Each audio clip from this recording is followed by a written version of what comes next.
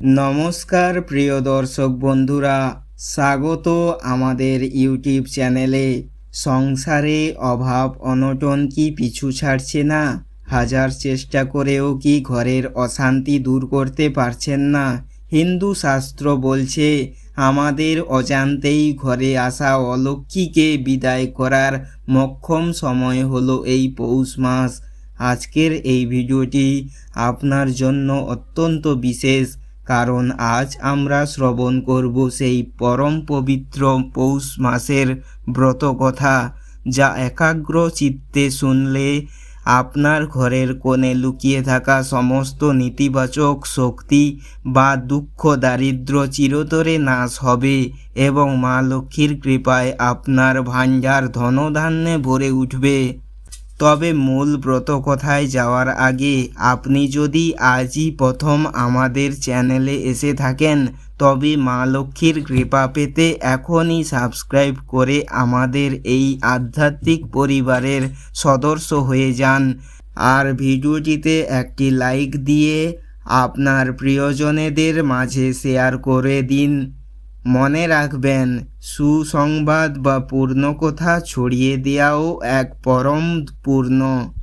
আসুন সব দুশ্চিন্তা দূরে সরিয়ে রেখে শান্ত মনে শ্রবণ করি মা লক্ষ্মীর সেই মাহাত্ম্যপূর্ণ পৌষ ব্রত কথা। পৌষ ব্রতের গুরুত্ব। পৌষ মাস মানেই শস্যের মাস, লক্ষ্মীর মাস। বাংলার ঘরে ঘরে এই সময় মা লক্ষ্মীর আরাধনা করা হয়।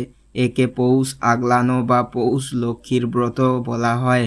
কথিত আছে, যারা এই পৌষ মাসে ভক্তিভরে ব্রত পালন করেন এবং ব্রত কথা শোনেন, তাদের অন্ন বস্ত্রের অভাব কখনোই হয় না।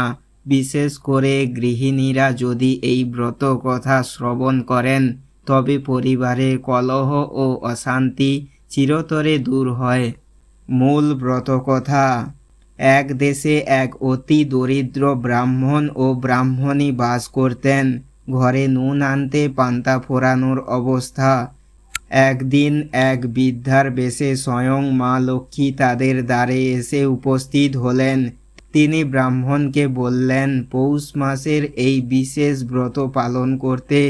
ব্রাহ্মণ ও ব্রাহ্মণী ভক্তি ভরে মা লক্ষ্মীর নির্দেশিত উপায়ে পৌষ আগলানোর ব্রত পালন করলেন। মূল শিক্ষা। ব্রত কথার মূল মন্ত্র হল পৌষ পৌষ সোনার পৌষ, ঘরে এসো মা লক্ষ্মী, দুঃখ যাক দূরে, সুখ থাকুক ঘরে। ব্রত পালনের নিয়ম ও ফল। এই ব্রত পালনের জন্য খুব বেশি আড়ম্বরের প্রয়োজন নেই। প্রতিদিন সকালে স্নান সেরে শুদ্ধ বস্ত্রে মা লক্ষ্মীর স্মরণ করুন। সন্ধ্যায় প্রদীপ জ্বালিয়ে ব্রত কথা পাঠ করা বা শ্রবণ করা। মনকে শান্ত রাখা এবং কারো নিন্দা না করা।